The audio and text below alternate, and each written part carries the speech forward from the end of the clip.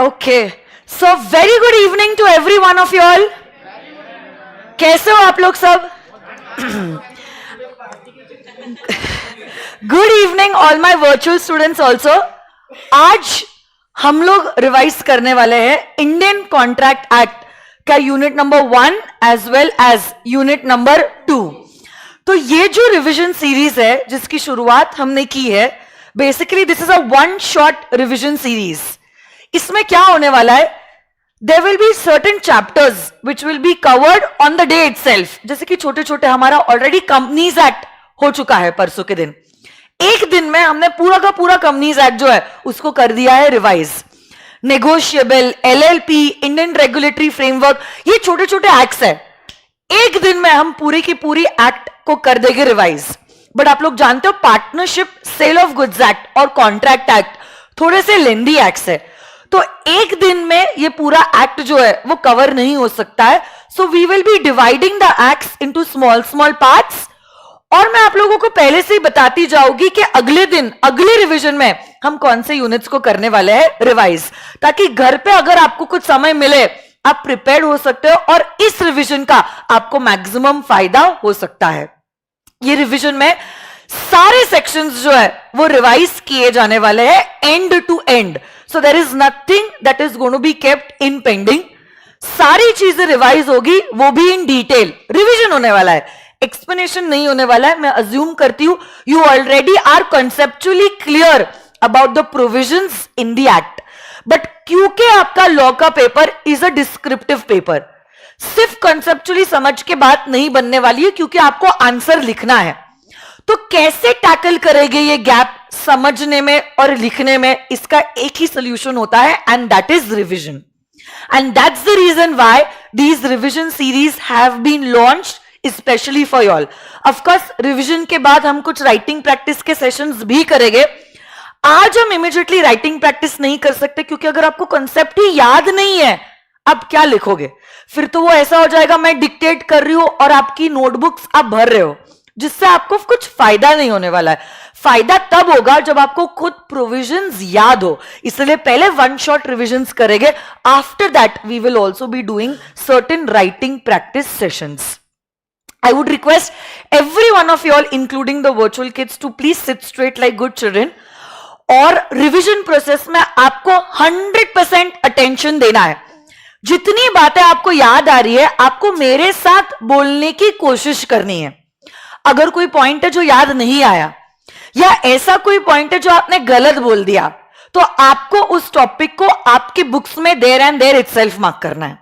देखो, अब मुझे नहीं पता आपके पास कौन सी बुक्स है, आपके पास टेक्स्ट बुक है, आईसीआई की मॉड्यूल है या नोटबुक है, जो भी बुक को फर्क नहीं पड़ता है my dear students. Eventually content तो सेम ही है, बट क्या इंपॉर्टेंट है कि आप आपके बुक्स को अपने हिसाब से कस्टमाइज कर लो कि ये मेरी स्ट्रेंथ है, ये मेरी वीकनेस है, ये तो मुझे कुछ भी याद नहीं आया, ये मुझे आधा आधा याद आया, ये तो मेरा गलत जवाब हो गया. आप रेड पेन से या जो भी एक डिफरेंट हाइलाइटर लेके आ जाओ, उससे आप हाईलाइट कर दो. ये सेशन के बाद इतनी बात पक्की है कि आप लोगों को यह पता चल जाना चाहिए कि यूनिट 1 और 2 जो कॉन्ट्रैक्ट एक्ट के है उसमें मेरी क्या कमजोरी है, और उसी कमजोरी पे आपको काम करना है इस संडे के दिन. And you need to improve on your weaknesses. तो Sunday to Sunday should only be for improving your weaknesses. हफ्ते में 3 दिन अपना रिविजन होगा, जैसे कि आज क्या है, Tuesday, Thursday, Saturday. Tuesday, Thursdays and Saturdays अपने रिवीजन सीरीज होने वाली है. और संडे के दिन is exclusive only to work on your weaknesses. फिर अगले हफ्ते वापस ट्यूसडे, थर्सडे, सैटरडे रिवीजन करेंगे, वीकनेसेस को समझेंगे, स्ट्रेंथ को समझेंगे, और संडे के दिन उस पर काम करेंगे. ऐसे आगे बढ़ते चलेंगे हम for the complete syllabus of CA foundation law. तो लॉ में तो जहां तक बात है, ये मैं आपको गारंटी दे सकती हूं कि अब लॉ में आपको डर नहीं लगेगा. जो भी है बहुत स्मूथली ये रिवीजन सेशंस होंगे और आपको मजा आ जाएगा. आप बोलोगे मैम अभी तो सिर्फ नवंबर है, आप अभी से ही क्यों रिवीजन ले रहे हो. कभी कभार आपके कुछ टॉपिक वीकनेसेस हो सकती है, तो अब क्योंकि ये लेक्चर यूट्यूब पे अवेलेबल है, आप एक नहीं 2, 3, 4 बार, जितनी बार चाहो 1.5x 2x पे भी आप वो वीडियोस को देख सकते हो. फिर आपको अपने आप कॉन्फिडेंस आ जाएगा. आज आप नॉर्मल स्पीड पे देखना, but may be next time you can just watch it at 1.5x और 2x, और फिर मेरे साथ साथ बोलना बोलना बोलना बोलना, तो आपका वो वीकर टॉपिक भी एकदम स्ट्रेंथ में हो जाएगा convert. So that's the only thing. Virtual kids के लिए रिक्वेस्ट है, फेस टू फेस किड्स तो मुझे यहीं पे जवाब देंगे, बट वर्चुअल किड्स के लिए रिक्वेस्ट है कि आप लोग चैट बॉक्स में कंटिन्यूसली कमेंट करते जाइए और बोलते जाइए जो जो चीजें आपको याद आ रही है. याद रखना, बोलने से ही बात बनती है, नहीं बोलोगे तो अटेम्प्ट नहीं बनेगा. बात की बात हम नहीं कर रहे हैं, अटेम्प्ट नहीं बनेगा. तो अगर आप चाहते हो कि आपका अटेम्प्ट बने, आपको बोलना पड़ेगा ताकि आपको चीजें याद रहे. सो इसी से हम लोग चालू करते हैं विद द रिविजन प्रोसेस. मैं चाहती हूं एक बार जोरदार तालियां आप लोग अपने लिए बजा दो. ये जो बच्चे हैं फेस टू फेस किड्स, सुबह 9:30 से शाम के 6:30 बजे तक क्लासेस ले रहे थे, बट उसके बावजूद they chose to sit for the revision session. अपने आप में वो बहुत बड़ी जीत है. ये यही बताता है कि आप कितने कमिटेड हो for yourself and for your career. I am super duper proud of you. Great, wonderful. Let's start. So yes, first unit of the contract act is relating to nature of contracts. सबसे पहली बात तो what do you mean by the word contract. क्या आप बोल सकते हो contract इस वर्ड का क्या मतलब होता है? An agreement enforceable by law. So basically contract को हमने दो हिस्सों में डिवाइड किया है, agreement and enforceability by law. Agreement का क्या मतलब होता है? Offer plus acceptance. और एनफोर्सेबिलिटी मतलब बेसिकली वही अग्रीमेंट जो कॉन्ट्रैक्ट बनता है, मतलब उसमें उतनी ताकत है कि वो लीगल ऑब्लिगेशंस क्रिएट कर सकता है, तभी माना जाएगा that it is enforceable by law. और प्लस उसमें कंसिडरेशन होना भी जरूरी है. सवाल ये है, हर अग्रीमेंट क्या कॉन्ट्रैक्ट बनेगा? हर अग्रीमेंट कॉन्ट्रैक्ट नहीं बनता. देखो, agreement is what? It is offer plus acceptance. अगर मैं एग्जैक्ट डेफिनेशन बोलूं तो every promise and every set of promise forming the consideration for each other is known as an agreement. But contract is an agreement enforceable by law. So it's basically agreement plus legal enforceability. दोनों में से कौन सा term wider है और कौन सा term narrower है? हर कॉन्ट्रैक्ट में क्या अग्रीमेंट होता है, बट हर अग्रीमेंट कॉन्ट्रैक्ट में कन्वर्ट नहीं होता, क्योंकि अग्रीमेंट में और may not create legal obligation. But yes, contract में तो there is always something that will create a legal obligation. So that's the difference between agreement and contract. अब क्वेश्चन अराइज करता है, what are the essential elements of a valid contract. कुछ बातें section 10 में दी गई है और कुछ बातें सेक्शन 10 में नहीं दी गई है. एक एक करके सारे पॉइंट्स हम लोग करने वाले हैं. Starting with first are those points which are not covered under section number 10. पहली बात तो, कोई भी कॉन्ट्रैक्ट वैलिड होने के लिए आपको लगती है two parties. One person cannot enter into a contract with himself. एक वो होगा जो ऑफर देता है और दूसरा वो होता है जो इसी ऑफर को देता है एक्सेप्टेंस, तभी कॉन्ट्रैक्ट बनता है. एक बंदा अपने ही साथ अपने ही माइंड में कॉन्ट्रैक्ट एंटर, बट ये पर्सन क्या नेचुरल पर्सन हो सकता है? क्या ये पर्सन आर्टिफिशियल पर्सन भी हो सकता है? यस. अब ये parties should also have the intention to create a legal obligation. ऐसा कोई अग्रीमेंट जो सोशल नेचर का है, डोमेस्टिक नेचर का है, उससे आपका अग्रीमेंट ही रह जाएगा, वो कभी भी कॉन्ट्रैक्ट में कन्वर्ट नहीं होगा, क्योंकि यहां पे there is no intention to create a legal obligation. In fact हमने इसमें पहला केस भी देखा था ऑफ आवर कॉन्ट्रैक्ट एक्ट. इस केस का नाम है बैल्फर वर्सेस बैल्फर. तो डोमेस्टिक अग्रीमेंट्स जो होती है उसमें parties never intend to create a legal obligation, उसके वजह से वो कभी कॉन्ट्रैक्ट में कन्वर्ट नहीं होगा. Then there are certain formalities which are required to be complied in certain cases. जब तक ये फॉर्मेलिटीज पूरी नहीं होती है तब तक आपका अग्रीमेंट भी कॉन्ट्रैक्ट में कन्वर्ट नहीं हो सकता। जैसे कि अगर आपका सेल या परचेज ऑफ इमूवेबल प्रॉपर्टी है, आपका कॉन्ट्रैक्ट राइटिंग में होना चाहिए, डेटेड होना चाहिए, साइंड होना चाहिए, स्टैम्प्ड होना चाहिए, रजिस्टर्ड होना चाहिए। जब तक ये सब मीट ना हो तब तक आपका अग्रीमेंट भी कॉन्ट्रैक्ट में कन्वर्ट। बहुत बार आप इंश्योरेंस भी खरीदते हो, life insurance, car insurance, marine insurance. Insurance का कॉन्ट्रैक्ट भी कंपलसरी राइटिंग, डेटेड और साइंड होना जरूरी है। ये उसके कुछ टेक्निकल रिक्वायरमेंट्स हैं, और जब तक ये टेक्निकल रिक्वायरमेंट्स पूरे नहीं होते हैं तब तक आपका कॉन्ट्रैक्ट एनफोर्सेबल नहीं होता है। But this is only with certain contracts. Her contract जरूरी नहीं है कि राइटिंग में हो। Even an oral contract made is a valid contract. But अगर आपके कॉन्ट्रैक्ट का नेचर ऐसा है कि ये चीजों का होना जरूरी है, तब फिर आपको ये रिक्वायरमेंट्स पूरी करना इंपॉर्टेंट है, नहीं तो फिर वो कॉन्ट्रैक्ट कभी भी लीगली एनफोर्सेबल नहीं होगा। Next, certainty of meaning. So the agreement must be certain and it should not be vague or it must not be indefinite. जैसे कि मैंने बोला, give me 1 liter of oil. What oil? I don't know. तो अब ऐसे case में यहां पे आपका मीनिंग सर्टेन नहीं, क्योंकि यहां पे आपका मीनिंग सर्टेन नहीं है, आपका अग्रीमेंट कभी कॉन्ट्रैक्ट में कन्वर्ट नहीं। Next, possibility of performance. Terms of the agreement should be such that it should be capable of performance. An agreement to do an impossible act in itself cannot be enforced. So these are some of the essentials which were not given under section number 10. But अब section 10 बात करता है कि कौन से essential elements होना जरूरी है फॉर अ वैलिड कॉन्ट्रैक्ट। कौन से ये सारे points? Let's check it out. आप लोग स्क्रीन पे पढ़ के बोलो। फर्स्ट पॉइंट इज, हाँ, कॉन्ट्रैक्ट का डेफिनेशन ही है एन अग्रीमेंट एनफोर्सेबल बाय।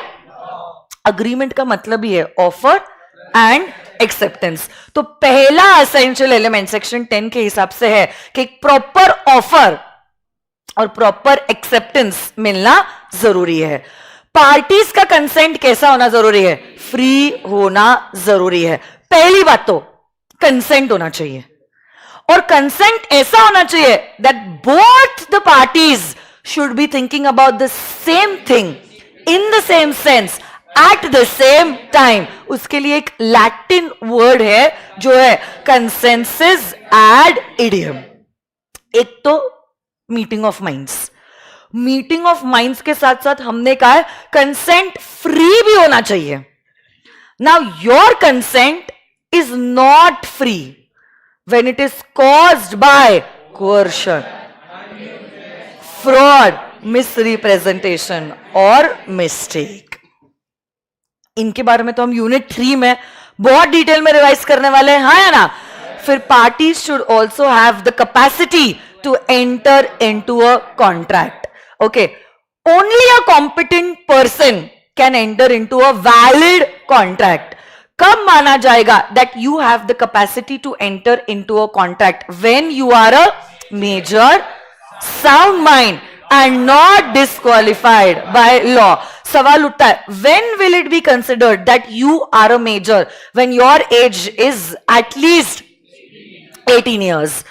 आपका माइंड जब साउंड है तभी आप वैलिड कॉन्ट्रैक्ट एंटर कर सकते हो। अच्छा, कोई व्यक्ति है जिसका माइंड परमानेंटली अनसाउंड है, वो कभी भी वैलिड कॉन्ट्रैक्ट एंटर। ऐसा कोई व्यक्ति जिसका माइंड कभी कभी साउंड, कभी कभी अनसाउंड, वो तभी वैलिड कॉन्ट्रैक्ट एंटर कर सकता है जब उसका माइंड साउंड है। और कुछ कुछ लोगों को तो हमने स्पेसिफिकली डिस्क्वालीफाई कर दिया है कि वो लोग तो कभी कॉन्ट्रैक्ट एंटर कर ही नहीं सकते, जैसे कि इंसॉल्वेंट व्यक्ति, अ कॉन्विक्ट, अलायन एनिमी, फॉरेन सॉवरेन्स, एम्बेसडर्स, ये सारे लोग स्पेसिफिकली डिस्क्वालीफाइड है और कभी भी वैलिड कॉन्ट्रैक्ट एंटर नहीं कर सकते। वैलिड कॉन्ट्रैक्ट होने के लिए कंसिडरेशन का होना भी बहुत ज्यादा जरूरी है। कंसिडरेशन का मतलब क्या होता है? Something in return. इसका लैटिन वर्ड बताइए, क्विड प्रो क्यो। कंसिडरेशन तो होना जरूरी है, आपको पता है, प्लस कंसिडरेशन लॉफुल होना भी जरूरी है। सिर्फ कंसिडरेशन लॉफुल होना जरूरी नहीं है, आपका ऑब्जेक्ट भी लॉफुल होना जरूरी है। ऑब्जेक्ट मतलब the purpose for which you entered into a contract. And last, the contract should not be something that is expressly declared to be void. तो कुछ कुछ कॉन्ट्रैक्ट्स होते हैं जैसे कि restraint to marriage expressly declared as void, wagering agreement expressly declared as void. Okay, फिर every person in India okay is allowed to choose any profession, trading, business.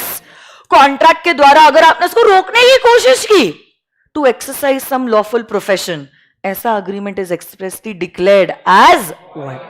तो ये सारे कॉन्ट्रैक्ट्स है जो एक्सप्रेसली void डिक्लेयर हुए। 10-11 points है इसके, unit 3 में आपने देखे हैं। ओके, ये कॉन्ट्रैक्ट्स कभी कॉन्ट्रैक्ट बन ही नहीं सकते हैं क्योंकि कानून ने इनके अग्रीमेंट को ही void डिक्लेयर कर लिया है। ठीक है, अब टाइप्स ऑफ कॉन्ट्रैक्ट, 3 बेसिक उसके हेडिंग्स है, एनफोर्सेबिलिटी, फॉर्मेशन एंड परफॉर्मेंस। सबसे पहली बात तो ये लायबिलिटी नहीं है, on the basis of enforceability. On the basis of enforceability सबसे पहला टाइप है, अच्छा ये 5 टाइप्स बता तो कौन से? Valid contract, void, unenforceable contracts. आ जाइए, valid contract, what do you mean by a valid contract? Valid contract एक ऐसा कॉन्ट्रैक्ट होता है जिसमें सारे एसेंशियल एलिमेंट्स प्रेजेंट है। हमने जो ये 6 और 5 जस्ट रिवाइज किया ना एसेंशियल एलिमेंट्स, वो सारे एसेंशियल एलिमेंट्स अगर प्रेजेंट है आपके कॉन्ट्रैक्ट को माना जाएगा एज अ वैलिड कॉन्ट्रैक्ट। ये एनफोर्सेबल भी है और दोनों पार्टीज के ऊपर बाइंडिंग भी है। तो जो आपने वादा किया है वो आपको निभाना पड़ेगा इन case of a valid contract.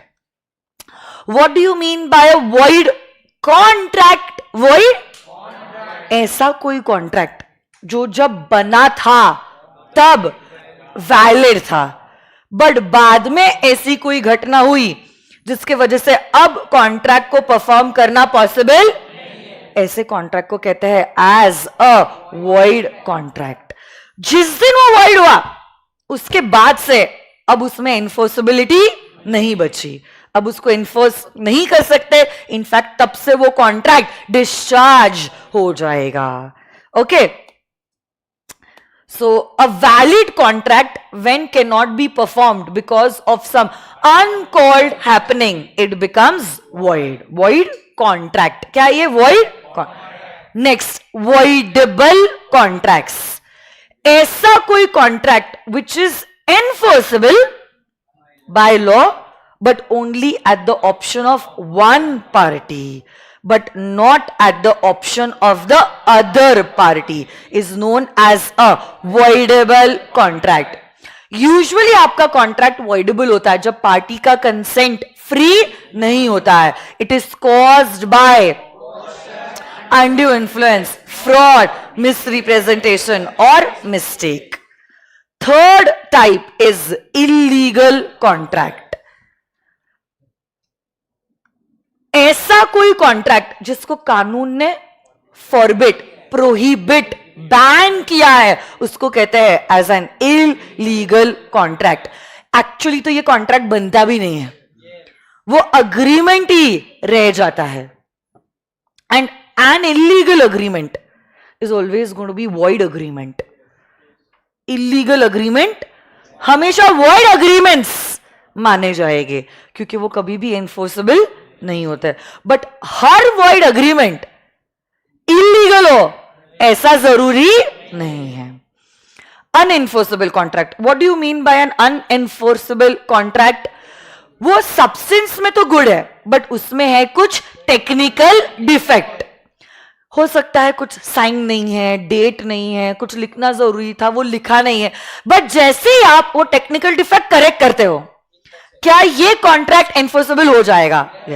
सो ये 5 टाइप्स थे on the basis of validity, on the basis of second, on the basis of formation a contract can be one express contract. Express contract. A contract which is express मतलब जहां पे शब्दों का इस्तेमाल किया गया है उसको कहते हैं express contracts. शब्दों का इस्तेमाल या तो हो सकता है in writing और it can be oral.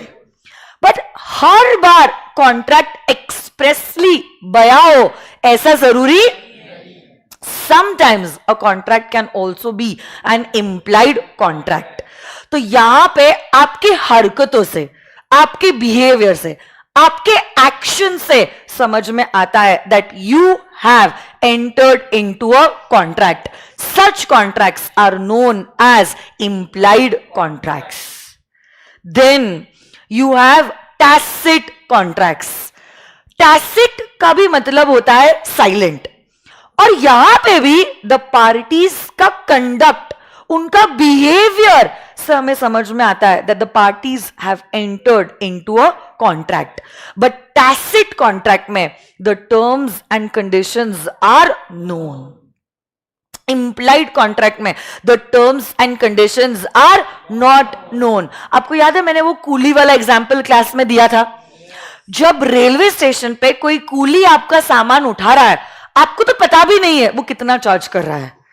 उसने ना कुछ बोला, आपने ना कुछ कहा, वो सामान उठाया और चलते चले गया और आप उसके पीछे पीछे पीछे पीछे जाने लग गए. यहां पे किसी ने कुछ कहा नहीं है, बट बिहेवियर से, कंडक्ट से समझ में आया that the parties have entered into a contract. Yes और no guys? Terms and conditions were not known. But वहीं पे अगर हम देखते कोई auction sale by strike of hammer in an auction sale, hammer strike होना is tacit, silent है. हमने acceptance दिया है by strike of hammer, but we know about the terms and conditions. Quasi contract, इसके ऊपर तो अब आपने पूरा यूनिट सीखा है. Quasi contracts are those contracts which are created by law. Rights और ड्यूटीज आपके ऊपर इंपोज किए जाती है बाय लॉ. यहां पे पार्टीज ने एक्चुअली कोई भी कॉन्ट्रैक्ट एंटर नहीं किया है, बट कानून ने आपको सिचुएशन में कहा है ये आपके राइट्स और ये आपके ऑब्लिगेशंस. ऐसे कॉन्ट्रैक्ट को कहते हैं quasi contracts. E contracts are those contracts which are entered by the electronic means.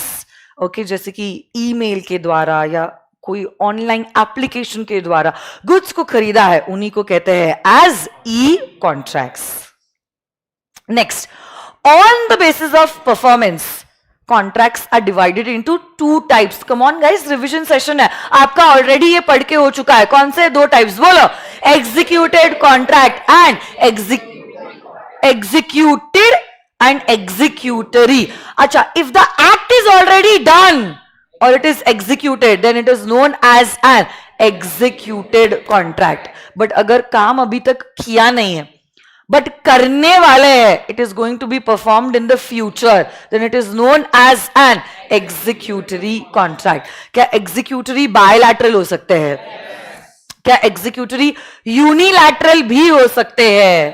So unilateral contract में one party has performed his or her obligation और अदर पार्टी के ऑब्लिगेशन अभी तक आउटस्टैंडिंग है. बायलैटरल में तो दोनों भी पार्टीज के ऑब्लिगेशंस अभी तक आउटस्टैंडिंग है. हाँ या ना? सो दीज वर, ये चार्ट वापस से आया है towards the end, are the classification of contracts on the basis of different heads. Second part इस चैप्टर में है अब ऑफर और एक्सेप्टेंस. ऑफर क्या होता है, ऑफर के लीगल रूल्स, एक्सेप्टेंस क्या होता है, एक्सेप्टेंस के लीगल रूल्स, ऑफर के वेरियस टाइप्स एंड वगैरह वगैरह. So let's check it out. Okay, आ जाइए. ऑफर और प्रपोजल. पहली बात तो the person who makes the offer is known as the, अच्छा ठीक है, ऑफरर और promisor, and the person to whom the offer is made is called as the offeree. अच्छा ठीक है, ओके, एक बार ऑफरी ऑफर को एक्सेप्ट कर ले, then he is called as the acceptor. यही जो ऑफर है, it can either be to do और नॉट टू डू समथिंग. हाँ या ना? क्या तुम्हें याद है?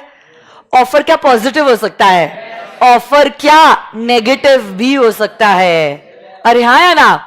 बट याद रखना, जब भी आप ऑफर देते हो, it must be express with a view to obtain the consent of the other party. मैं कह रही हूं, मैं सोच रही हूं कि मैं ये फोन आपको 50,000 में बेच दूं. ये सिर्फ सोचा है मैंने, इसका वास्तविक जीवन से कोई भी लेना देना, ये सारे एग्जाम्पल्स काल्पनिक है, ठीक है. बट मेरा सोचना क्या ऑफर कॉन्स्टिट्यूट करेगा? मेरा सोचना ऑफर कॉन्स्टिट्यूट नहीं. एज अगेंस्ट मैं कहती हूं, do you want to buy this phone for 50,000? See how I got your reply.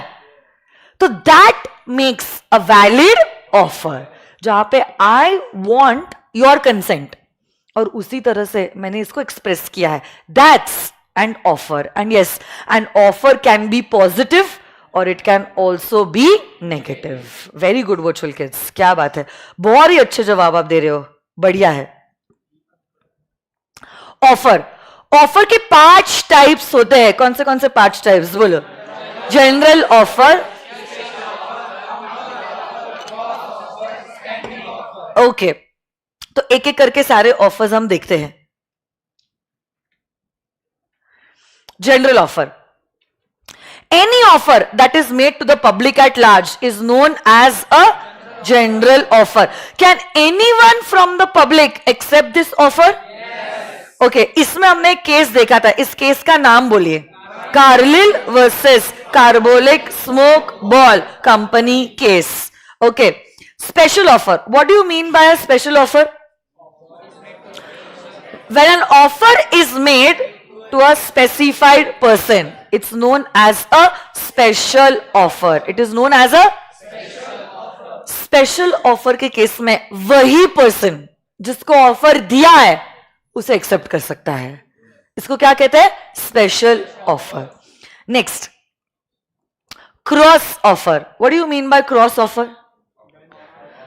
जब दो identical offers in ignorance of the other party's offer, they cross each other, then it will be known as a cross offer.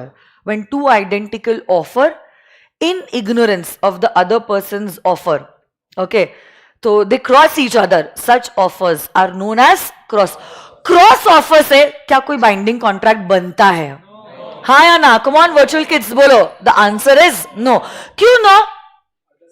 यहां से भी offer आया है, यहां से भी ऑफर आया है. कॉन्ट्रैक्ट बनने के लिए ऑफर प्लस ऑफर नहीं लगता है, ऑफर प्लस. इसीलिए one offer if accepted becomes a contract. यहां पे कॉन्ट्रैक्ट नहीं बनता है. एसी बंद है क्या? स्पीड बढ़ा दे, ठीक है. Counter offer. What do you mean by counter offer? आपको ठंडी लग रही है क्या? Counter offer, what do you mean by counter offer? Offer के बदले में ऑफर मिलना is known as a counter offer. जो भी बच्चा रिप्लाई नहीं करेगा उसको 2 अटेम्प्ट लगे. रिप्लाई करो वर्चुअल किड्स, आप लोग भी. कम on guys. Okay, why fear when Ankita ma'am is here? So when the offeree offers a qualified acceptance, when the offeree offers a qualified acceptance, that becomes a counter offer. So counter offer के वजह से आपका original offer हो जाता है lapse. It amounts to rejection of the original offer. And last type of offer is standing offer, also known as continuing offer, also known as so ऐसा कोई offer which is open for a particular period of time is known as a standing offer, acceptance आपको उसी time में देना होगा. Next, essentials of a valid contract. Let's check it out. What are, ये क्या लिखा है? Essentials of a valid contract? Essentials of a valid offer. नींद में बनाया ये नोट्स मैंने. इतना तो आपने समझ ही लिया होगा. I was just checking how much concentration you are having. तो जानबूझ के मैंने नोट्स में कहीं कहीं कुछ गलतियां की है.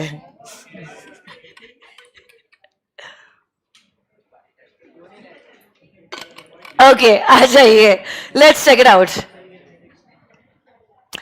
सो an offer must be capable of creating a legal relationship. So basically my dear students, ऐसा कोई भी ऑफर अगर आपने दिया है जिसके द्वारा लीगल रिलेशनशिप क्रिएट नहीं होती है, आपका ऑफर वैलिड ही नहीं होता है. और आप समझो, ऑफर ही अगर वैलिड नहीं है ना, कॉन्ट्रैक्ट तो कभी बनेगा ही नहीं. Because first step is offer plus acceptance plus enforceability. यही अगर फेल हो जाता है तो कॉन्ट्रैक्ट तक तो हम जा ही नहीं सकते. तो जो भी आप ऑफर दे रहे हो, make it sure your offer has the capability of what, creating a legal relationship.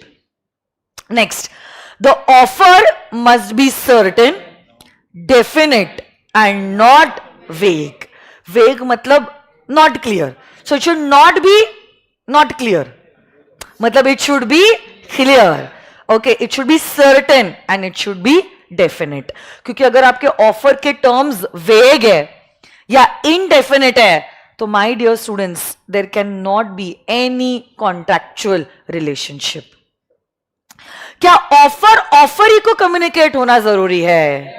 तो ऑफर कब कंप्लीट होगा? Only when it is communicated to the person to whom it is made. The acceptance of an offer in ignorance of the offer cannot be regarded as a valid acceptance. तो अगर मुझे offer पता ही नहीं है, मैं ये बोल ही नहीं सकती कि मैंने ऑफर को एक्सेप्ट किया है. कैसे एक्सेप्ट कर लिया? आपको तो ऑफर के बारे में पता ही नहीं है, तो ऐसा ऑफर एक्सेप्टेंस वैलिड नहीं होता है. आप लोग जानते हो यहां पे एक केस है और इस केस लॉ का नाम है लालमेंट शुक्ला वर्सेस गौरीदत्त. नेक्स्ट, आपका जो ऑफर है, it should be made with a view to obtaining the consent of the other party. Okay, so ये तो मैंने आपको कहा था मोबाइल फोन वाला, जस्ट अभी मैंने आपको एग्जाम्पल दिया था. ऐसे अगर आप ऑफर बोलते हो, मैं ऐसा सोच रहा हूं, मेरे को ऐसा करना है, मुझे डिस्कस करना है, this can not be a valid offer. अच्छा, एक बात बताओ, हाँ या ना में, can an offer be conditional? Can an acceptance be conditional? Offer अगर आप चाहो, very good, can be conditional. Okay, जैसे कि I want to give my house on rent only to a vegetarian family. मेरा घर, मेरी मर्जी, मेरा मन, हाँ या ना? आप ये नहीं बोल सकते हो कि मैम आप बड़ी नाइंसाफी कर रहे हो. ऑफर कंडीशनल हो सकता है, क्या बात है, बट ऑफर ऐसा नहीं होना चाहिए the non-compliance of which will amount to acceptance. So one cannot say that if the acceptance is not communicated by a certain period of time, the offer will be considered as accepted. क्या आप मेरा phone 50,000 में खरीदना चाहते हो? आप reply करो 1 हफ्ते में. अगर आपने रिप्लाई नहीं किया ना, तो हम मानेंगे कि आपने ऑफर को कर लिया एक्सेप्ट. क्या ऐसा ऑफर वैलिड होगा? ऐसा ऑफर वैलिड अगर उसने हाँ भी नहीं कहा और ना भी नहीं कहा. उसका ये मतलब नहीं है कि उसका हाँ है. ये मत बोलना कि मैम ना तो नहीं बोला ना, अरे बट हाँ भी तो नहीं बोला ना. तो हाँ या ना बोलना जरूरी है, नहीं तो प्रॉब्लम हो सकता है. ठीक है, ये तो आपने टाइप्स में भी देखा. क्या ऑफर स्पेशल हो सकता है? क्या ऑफर जनरल भी हो सकता है? क्या ऑफर एक्सप्रेस हो सकता है? क्या ऑफर इंप्लाइड भी हो सकता है? And then, very important, offer is different from a statement of intention. पापा ने लिखा कि मेरी इच्छा है कि मैं अपना घर तेरे नाम पे कर लूं बेटा. पापा की ये इच्छा है, क्या ये ऑफर कॉन्स्टिट्यूट करेगा? एक सिर्फ इंटेंशन वो बता रहे हैं, that can not become an offer. In fact उससे भी ज्यादा इंपॉर्टेंट ये है, this is very important. An offer is different from an invitation to an offer. पहले invitation to offer होता है, फिर ऑफर मिलता है, और ऑफर के बाद एक्सेप्टेंस मिलता है, और फिर वो कॉन्ट्रैक्ट बनता है. इन्विटेशन टू ऑफर में आप तो चीजें बताते हो नेगोशिएट करने की इच्छा से, अरे हाँ है ना, फिर पार्टी आपको ऑफर देता है, और अब आपकी चॉइस है कि आपको ऑफर एक्सेप्ट करना है या रिजेक्ट करना है. So offer is different from an invitation to an offer. इस पे मैं और 1 मिनट लेना चाहूंगी और आपको कुछ एग्जाम्पल्स देना चाहती हूं, क्योंकि इस एग्जाम्पल के ऊपर, कोई भी एग्जाम्पल के ऊपर 3 या 4 मार्क का केस स्टडी बेस्ड क्वेश्चन आ सकता है. जैसे कि displaying goods in a supermarket with price tags. ये क्या है, ऑफर या invitation to offer? Invitation to an offer. Restaurants के मेन्यू कार्ड में लिखा होता है क्या क्या हम चीजें खाने की बेच रहे हैं और क्या प्राइस है. ये क्या है? कंपनीज जब पब्लिक इशू करती है, प्रोस्पेक्टिस इशू करती है. प्रोस्पेक्टिस देना is what? Invitation to an offer. ये ऑफर्स नहीं है, हाँ या ना? Wonderful. Next, a statement of price is not an offer. तो आपने सिर्फ पूछा मैम इस फोन की कितनी कीमत है. सपोज मैंने कहा एग्जाम्पल ₹1,00,000, तो आप ही नहीं बोल सकते ओके डन ₹1,00,000 दे दो, फोन आपका, हमारा हो जाएगा. कैसा होता है? नहीं. I just quoted the price because you asked for the same. It doesn't mean that I am offering it to you at the price that I told. So offer is different from a statement of price. Yes or no guys? अच्छा, यहां पे मैंने सारे examples दिए. Prospectus, display of goods, advertising and auction sale. मैंने ad दिया है कि इस तारीख को इतने बजे ये गुड्स का ऑक्शन होने वाला है. ये एडवर्टाइजमेंट इज एन इन्विटेशन. फिर जब बिड्स होता है वो क्या है? ऑफर. एंड देन इवेंचुअली जो एक्सेप्टेंस मिलता है उसी से कॉन्ट्रैक्ट बनता है. जब आप प्राइस का भी कोटेशन देते हो, that is also an invitation to an offer. Acceptance, let's check it out. What do you mean by acceptance? ये पढ़ो तो डेफिनेशन.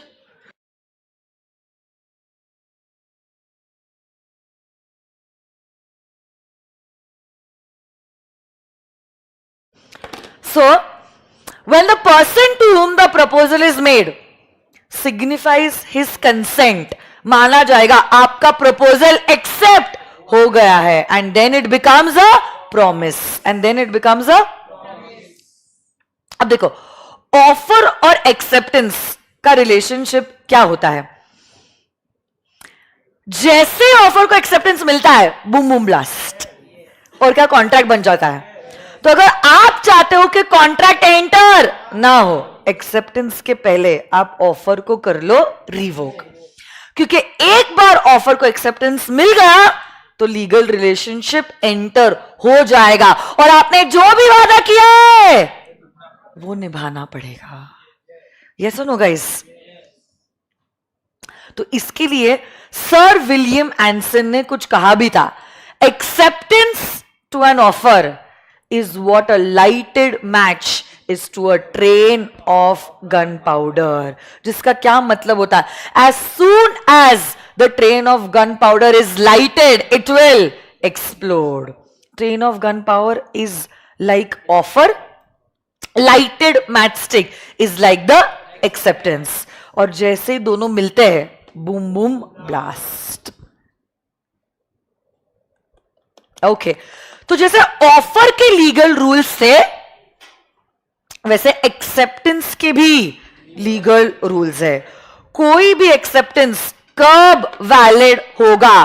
पहली बात तो acceptance can be made only by that person to whom the offer is made. तो अगर वो special offer है, acceptance can be made only by that specified person. और अगर वो जनरल ऑफर है, then acceptance can be given by any person.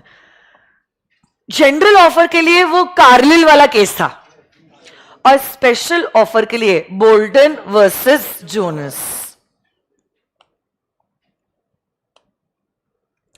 Acceptance देखो, जहां पे ऑफर कंडीशनल हो सकता था, ऑफर कंडीशनल हो सकता था, acceptance has to be absolute and unqualified in nature.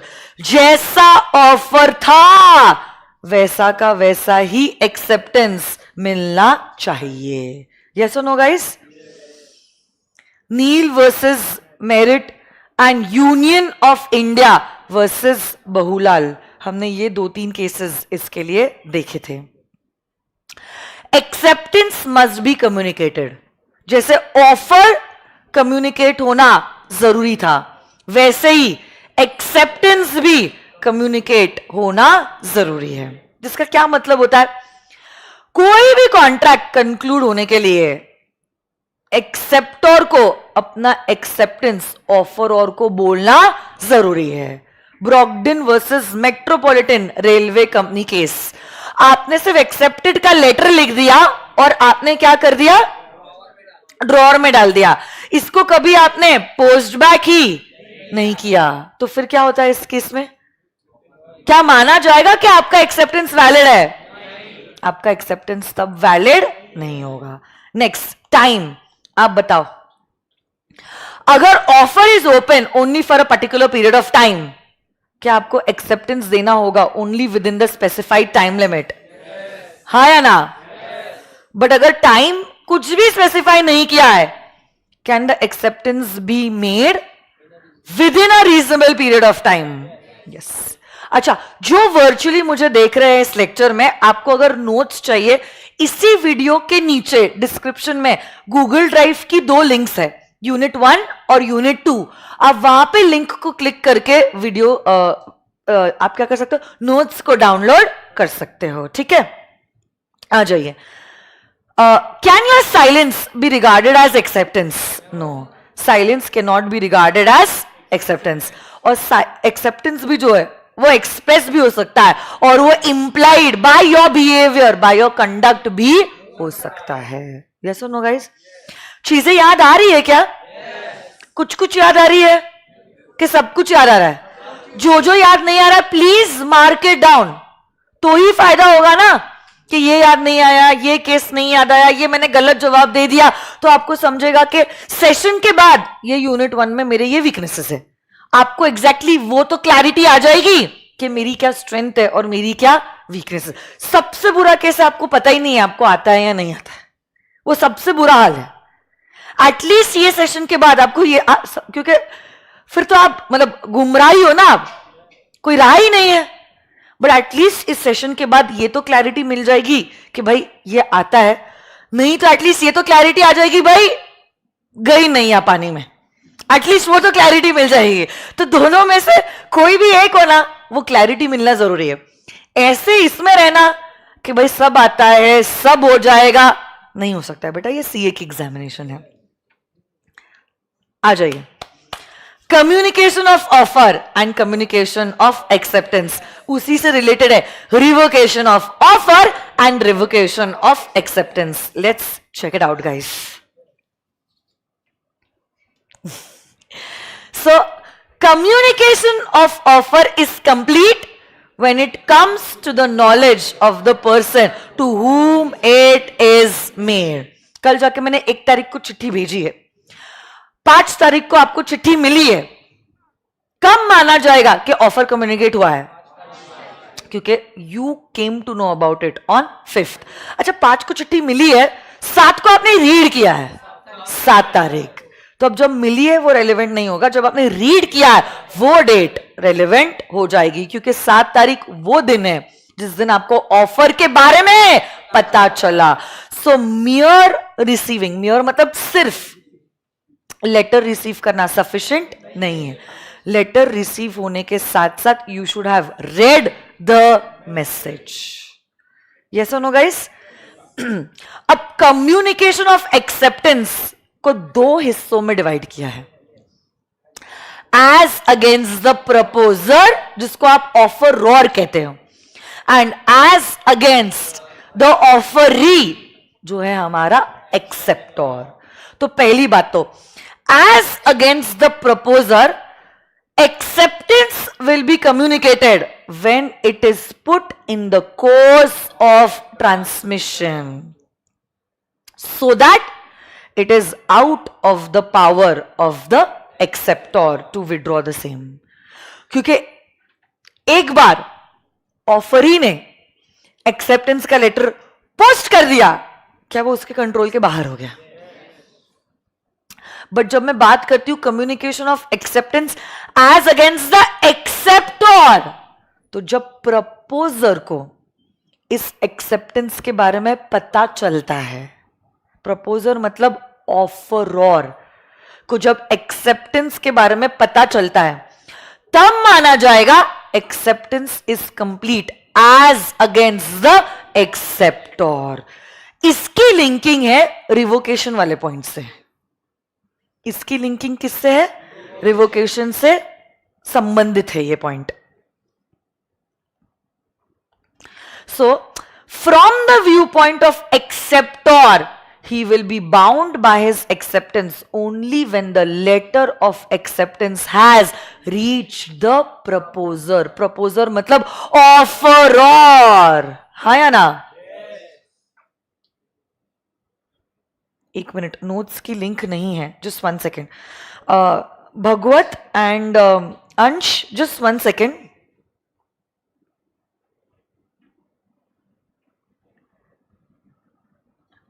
एक ही मिनट. हाँ, नेक्स्ट है revocation of offer and revocation of acceptance. I will just get it uploaded.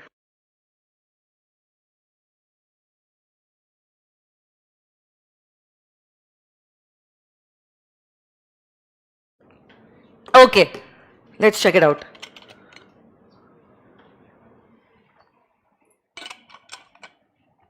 आगे बढ़ते हैं.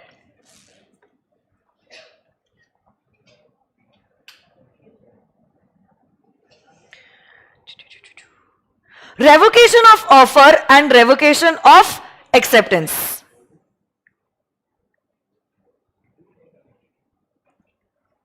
इसमें क्या हो रहा है? आप लोग जानते हो, अगर आप चाहते हो कि कॉन्ट्रैक्ट एंटर ना हो, तो आप आपके या तो ऑफर को या तो एक्सेप्टेंस को कर सकते हो रिवोक. बट कब तक आपके ऑफर को या एक्सेप्टेंस को, एज द केस में भी, रिवोक किया जा सकता है? सबसे पहली बात तो ऑफर को कब तक रिवोक किया जा सकता है? So offer can B revoked before it is accepted. But ये तो थियोरी हो गया. अगर मुझे प्रैक्टिकली बोलना हो तो ऑफर को रिवोक किया जा सकता है before the offeree sends the letter of acceptance. क्योंकि इस बंदे के लिए कब माना जाता है कि एक्सेप्टेंस कम्युनिकेट हो गया है? जब इसने लेटर को पोस्ट कर दिया है. इसलिए वो ऑफर इस टाइम के पहले रिवोक कर सकता है. एक्सेप्टेंस कब रिवोक हो सकता है? A proposal can be revoked at any time before the communication of its acceptance is complete as against the proposer, and an acceptance can be revoked at any time before the communication is completed as against the acceptor. तो जब acceptor ने letter of acceptance post किया, ये letter of acceptance पहुंचेगा offeror के पास, ये letter of acceptance पहुंचे, उसके पहले यू मेक इट श्योर कि आपका रेवोकेशन का लेटर इसके पास पहुंच जाए। अच्छा, रेवोकेशन का पहले पहुंचा, एक्सेप्टेंस का बाद में पहुंचा, कॉन्ट्रैक्ट होगा या एक्सेप्टेंस रिवोक हो जाएगा? बट अगर एक्सेप्टेंस का लेटर पहले पहुंचा और रिवोकेशन का लेटर बाद में पहुंचा, क्या बूम बूम ब्लास्ट हो गया? और क्या अब आपको कॉन्ट्रैक्ट पूरा करना पड़ेगा? अच्छा, दोनों एक साथ पहुंचा, एक्सेप्टेंस का चिट्ठी था और रेवोकेशन का टेलीग्राम था। आपने टेलीग्राम पहले चेक किया, क्या होगा? कॉन्ट्रैक्ट या रेवोकेशन? और आपने चिट्ठी पहले चेक की, एक्सेप्ट, मतलब क्या कॉन्ट्रैक्ट बन जाएगा? और अगर एग्जामिनर ने कुछ नहीं लिखा है, क्या पहले खोला है, तो आप अजम्पशन डालोगे कि टेलीग्राम यूजुअली अर्जेंटली भेजा जाता है, तो any person with little prudence will open the Telegram first, which will mean revocation हो गया। हाँ या ना? And I think there is this last point remaining. I had told you all 1 hour will take for unit 1 and half an hour for unit 2. बोला था ना मैंने? Modes of revocation of offer. Offer कैसे कैसे revoke हो सकता है? पहली बात तो बाय नोटिस, ये अभी आप जो देख रहे थे पिछले 10 मिनट से, नोटिस से आपका ऑफर हो सकता है रिवोक। नेक्स्ट पॉइंट कहता है by lapse of time. So offer अगर कुछ समय के लिए है और उस समय में अगर आपने एक्सेप्टेंस नहीं दिया तो आपका ऑफर हो जाएगा लैप्स। और अगर टाइम दिया नहीं है, फिर भी ऐसा नहीं है कि जन्मों जन्मों तक, युगों युगों तक ऑफर ओपन रहेगा। नो नो, रीजनेबल टाइम में एक्सेप्टेंस देना पड़ेगा। Non fulfilment of a condition, तो if the acceptor fails to fulfill a condition which is precedent to the acceptance, the proposal gets revoked। जैसे कि मैं कह रही हूं, मैं आपको मेरा फोन तभी बेचूंगी जब आप आपकी घड़ी मुझे बेचोगे। It is a condition precedent. आप कह रहे हो नो नो मैम, मैं अपनी घड़ी आपको नहीं बेचूंगा, तो फिर मेरा भी जो ऑफर है फोन बेचने का वो हो जाएगा लैप्स। समझ रहे हो आप? डेथ और इंसैनिटी से ऑटोमेटिक रेवोकेशन हो जाता है प्रपोजल का। ऑफर के बदले में जब ऑफर मिलता है, काउंटर ऑफर से भी आपका प्रीवियस ऑफर हो जाता है लैप्स। आपने कोई मोड प्रिस्क्राइब किया था और वो प्रिस्क्राइब मोड पे आपने एक्सेप्टेंस नहीं दिया और सब्सिक्वेंट इलीगैलिटी, कानूनी चेंज हो गया और वो गुड्स में डील करना बैन हो गया, इलीगल हो गया, प्रोहिबिट, फॉरबिडन हो गया, आपका offer automatically bye operation of law हो जाता है लैप्स। भगवत और मीठालाल, एक बार बता दो ना नोट्स मिले या नहीं?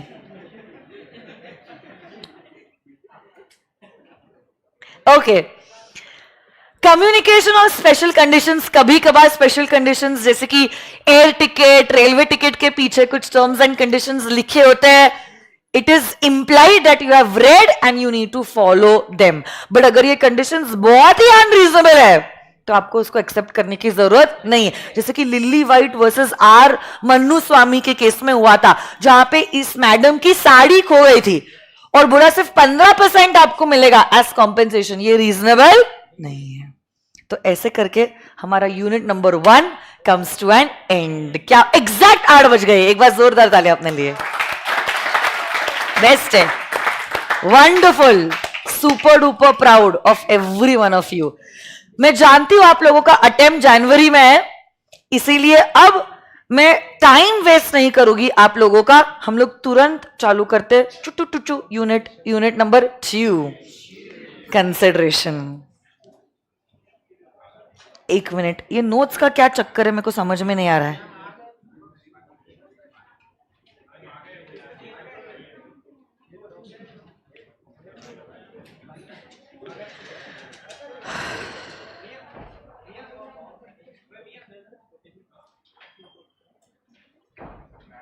हाँ बोलो ना। अभी परसों, आज नको यार, गया वो अमर।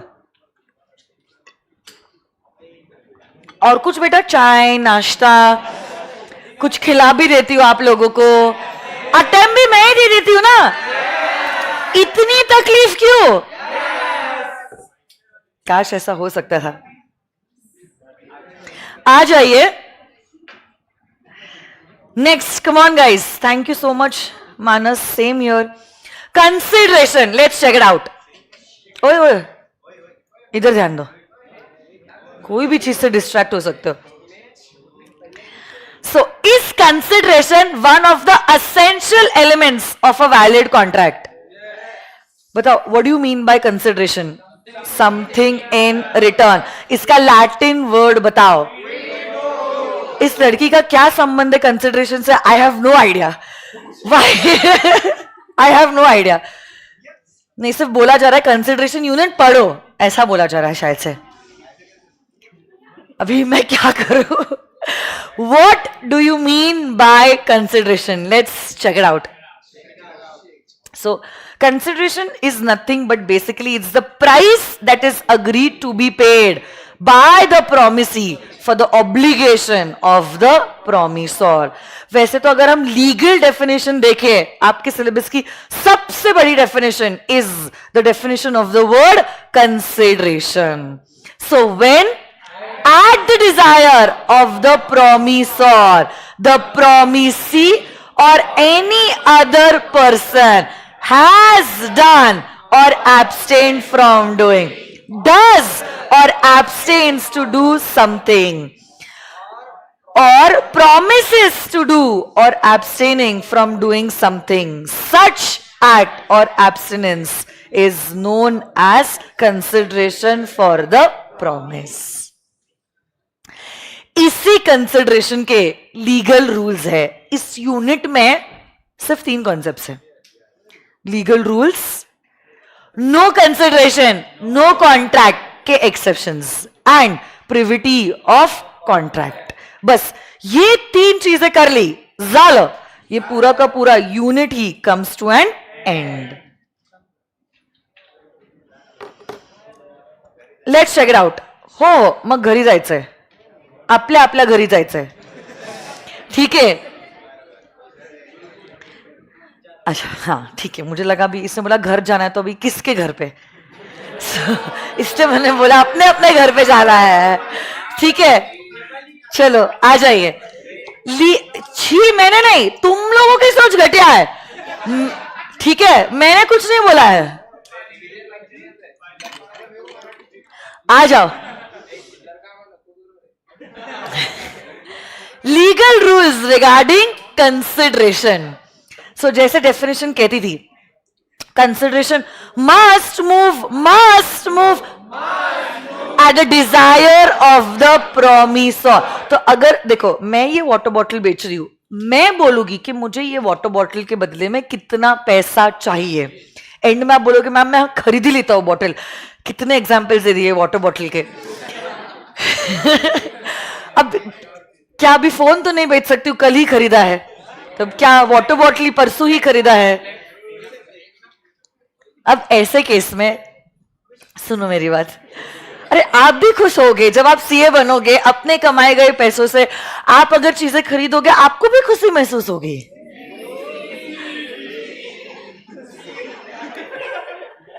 ठीक है, तो अब ऐसे केस में सुनो मेरी बात, अगर मैं कहती हूं कि मैं ये वाटर बॉटल 150 रुपए में बेचूंगी, 150 रुपया, ये किससे डिसाइड किया है? मैंने.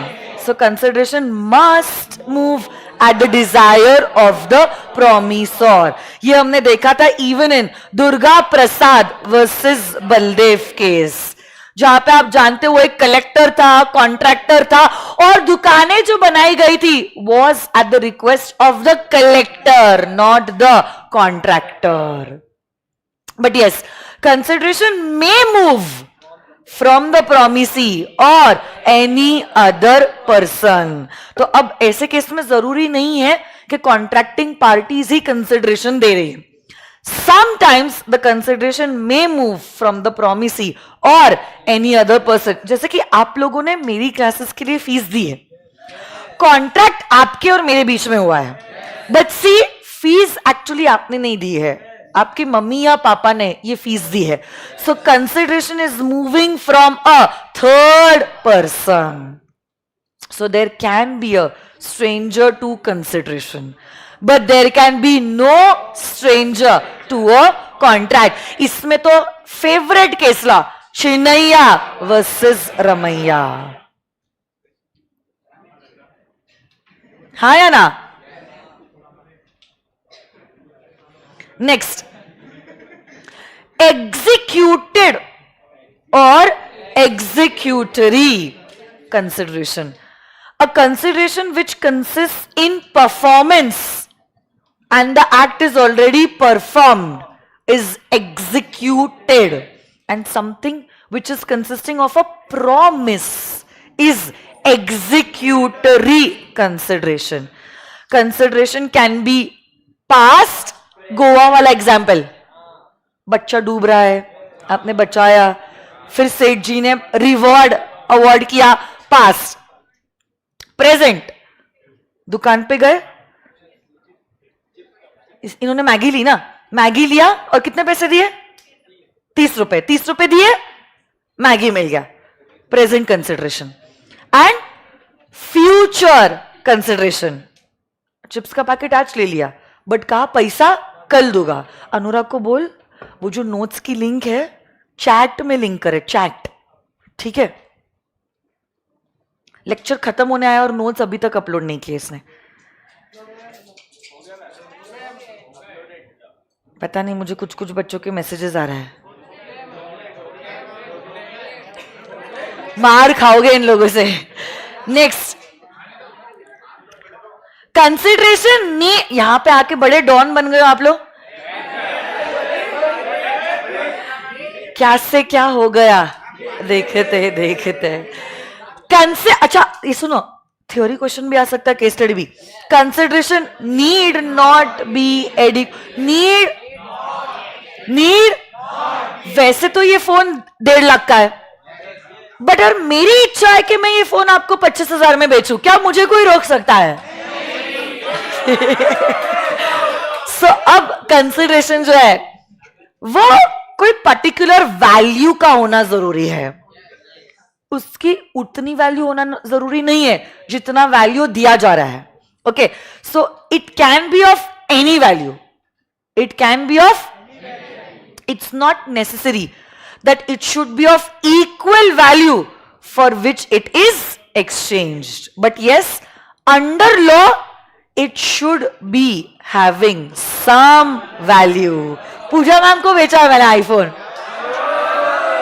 So the contract is valid and enforceable. मुझे प्रॉब्लम नहीं है, पूजा मैम को प्रॉब्लम नहीं है, तो क्यों प्रॉब्लम होगा लॉ को? It's valid and enforceable. But कल जाके मैंने पूजा मैम के अगेंस्ट केस फाइल कर दिया कि पूजा मैम ने अनड्यू इन्फ्लुएंस से मेरा फोन 50,000 में ले लिया. कानून तो मुझे ही फेवर करेगा ना, ऐसी वो बात है. तो अगर वो दूसरी पार्टी ने एलिज किया, मतलब इल्जाम लगाया कि कंसेंट फ्री नहीं था और इसीलिए तो मैं अपना 1.5 लाख का फोन 50,000 में बेचूंगी, नहीं तो मैं पगली थोड़ी ना हूं कि 1.5 लाख का फोन 50,000 में बेचूंगी, तो तब भी कानून किसको प्रोटेक्ट करेगा? मुझे.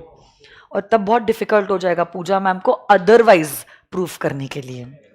हाँ, बट जब तक मैं एक्शन नहीं ले रही हूं तब तक तो कॉन्ट्रैक्ट वैलिड एंड इन्फोर्सेबल है. नेक्स्ट, कंसिडरेशन उस चीज का नहीं हो सकता जो कोई लीगली बाउंड है चीज करने के लिए. तो अगर police officer is a public servant, सरकार उनको पैसा दे ही रही है अपनी सारी ड्यूटीज निभाने के लिए, कल जाके आप एफआईआर रजिस्टर करने जा रहे हो, क्या पुलिस ऑफिसर आपको बोल सकता है कि मुझे पैसा दो एफआईआर रजिस्टर करने के लिए? ऐसा कुछ बोल रहा है तो वो इलीगल है, वो लीगली अलाउड नहीं है. Because one can not demand consideration for something that someone is legally bound to perform. Then consideration must be real and not illusionary. I will give you 1 lakh rupees, make the dead person alive. I will give you 5 lakh rupees. Find treasure by magic. ये सब consideration real? ऐसा consideration valid consideration नहीं हो. Consideration must not be. I told you I was checking your concentration. Must not be unlawful. Must not be immoral. पति पत्नी और वो क्या तुम्हें याद है? And it cannot be opposed to public policy. अब आपको पता है opposed to public policy. Chamferty and maintenance, interference in the course of justice, trading with enemy, trafficking in public offices and titles, creating monopoly. क्या तुम्हें याद है? बोलो हाँ हमें याद है.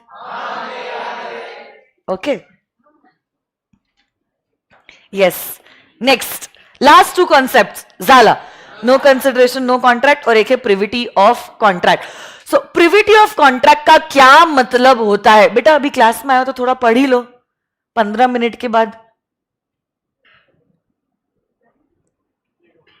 फोन. अच्छा ठीक है, सॉरी माय बैड. आओ आओ आओ भाई, कितने पक्के हो ना टाइम के, एक एक मिनट का हिसाब रख रहे हो. किससे मिलने जाना है? किसके घर जाना है?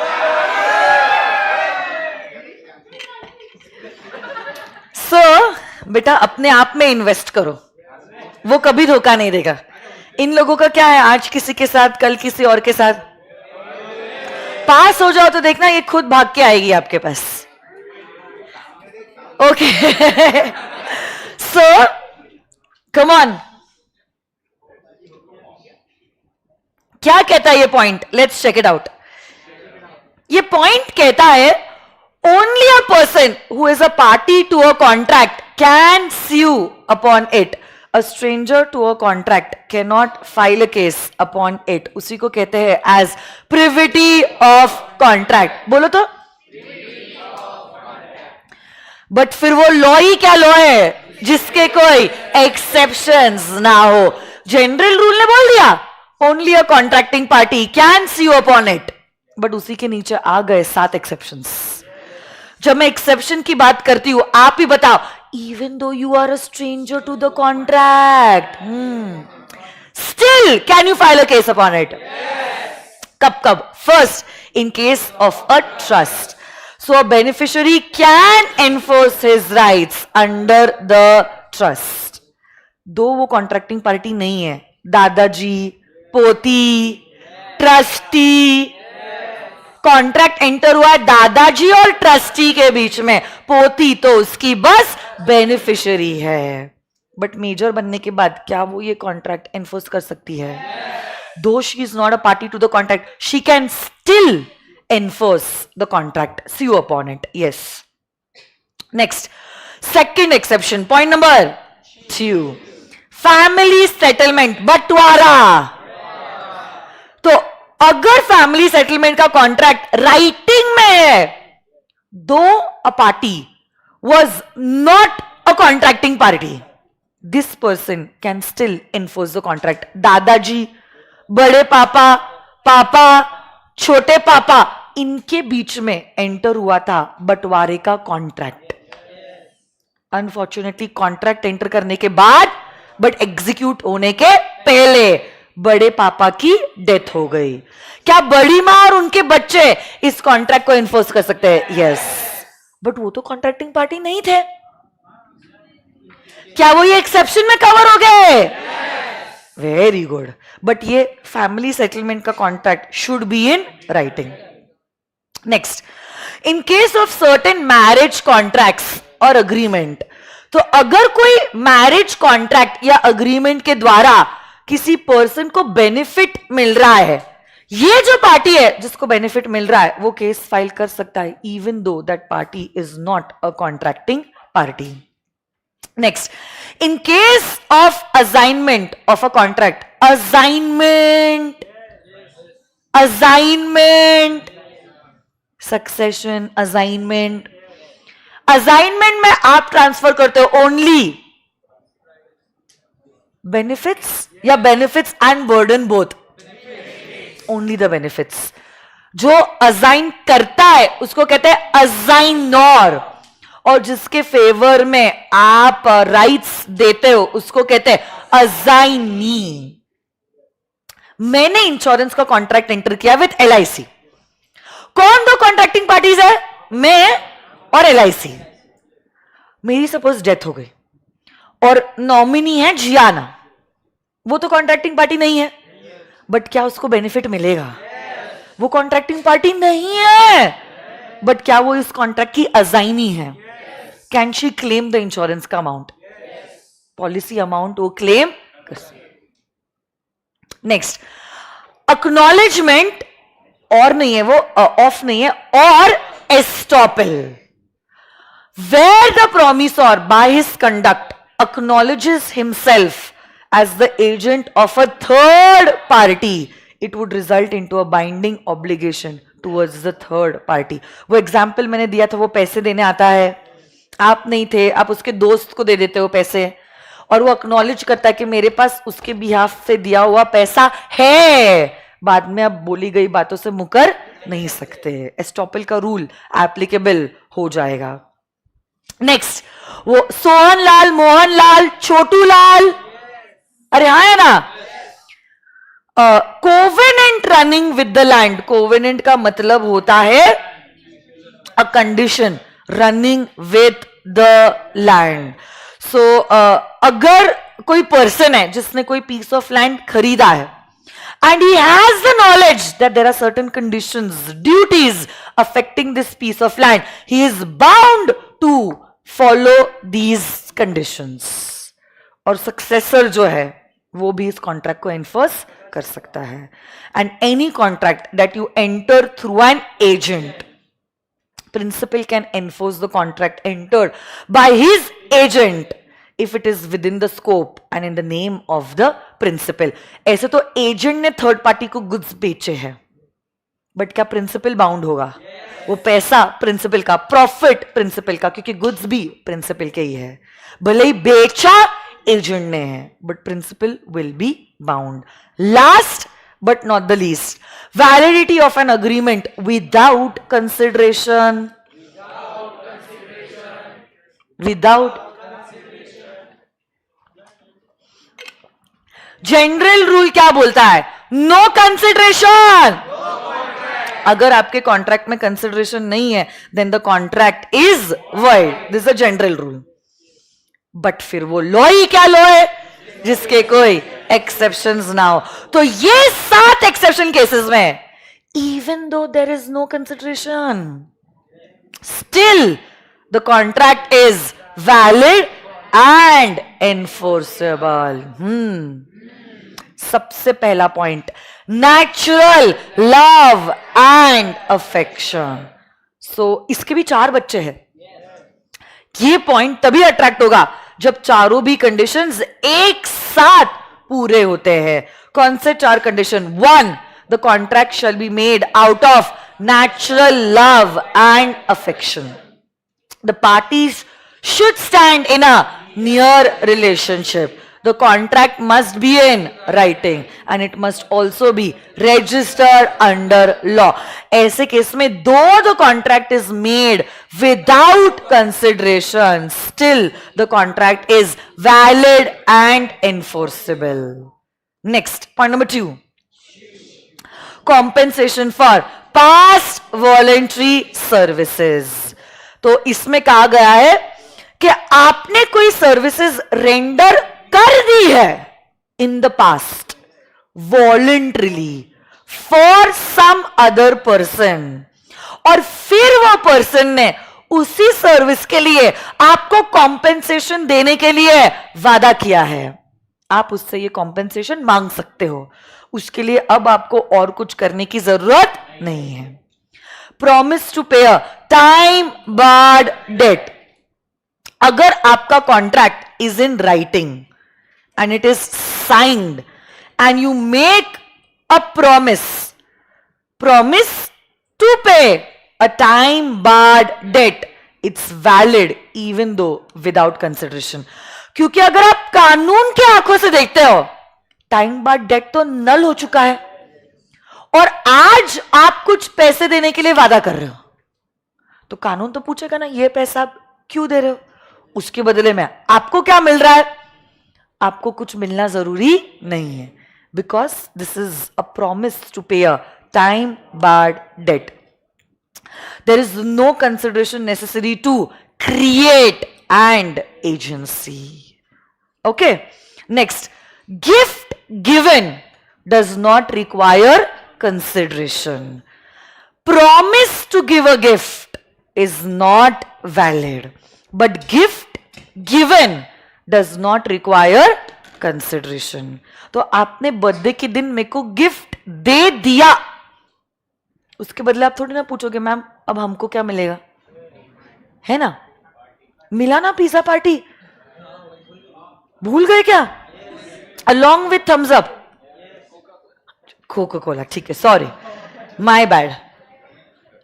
बेलमेंट, बेलमेंट का कॉन्ट्रैक्ट में अगर कंसिडरेशन है क्या बात है, बट अगर कंसिडरेशन ना भी है तो भी क्या ही बात है. The contract still remains to be valid and enforceable.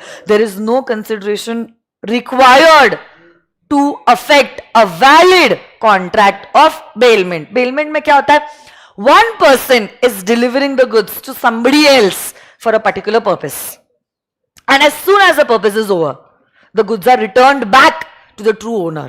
आपने आपके फ्रेंड को आपकी एक्टिवा दी, उसके लिए आप थोड़ी ना मांगोगे रेंट. कुछ कपड़े दिए, मे बी उसको कुछ प्रोग्राम वोग्राम में पहनना था, उसके लिए थोड़ी ना आप पैसे मांगोगे. ये कॉन्ट्रैक्ट बेलमेंट का है and is valid even if there is no consideration. And last point says charity. Charity given does not require consideration.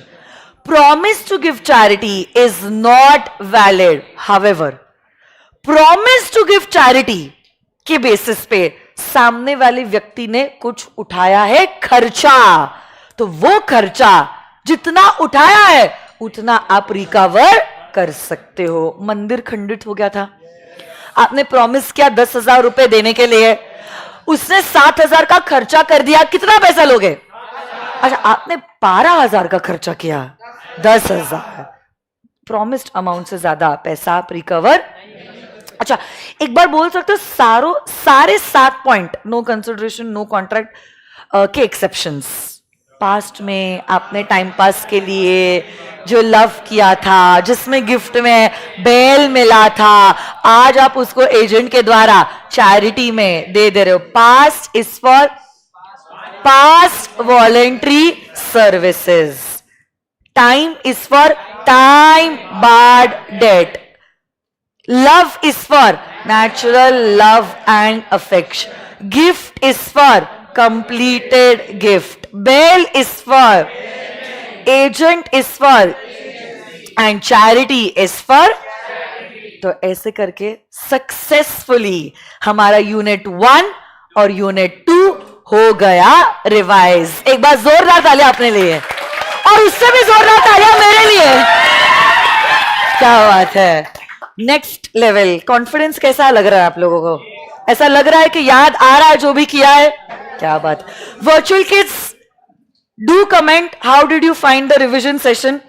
Video को जरूर लाइक करना और शेयर करना और कमेंट करना क्या कौन से वो 7 केसेस है जहां पे कंसिडरेशन ना भी है तो भी कॉन्ट्रैक्ट वैलिड है. इन लोगों की तो आवाज मेरे तक पहुंच रही है, बट मुझे कैसे समझेगा, आप लोग इन्वॉल्व थे, इसीलिए लास्ट वाला क्वेश्चन मैंने जानबूझ के पूछा हुआ है, उसको कमेंट की तरह डालो, so that even I understand that you are listening to whatever I am revising. So thank you so much. This is all for today. Stay inspired, stay blessed and all the best. I will see you all on Saturday. Saturday एक ही unit होगा, unit number 3, क्योंकि it's a lengthy unit. Thank you. Bye bye. Take care. Zalo. Hey hey. Ho ho. अभी आपको जो हरकतें करनी है आप कर सकते हो, कोई दिक्कत नहीं. Thank you so much. Bye bye. God bless you all. बस जल्दी जाओ, बस रुकी है आप लोगों के लिए.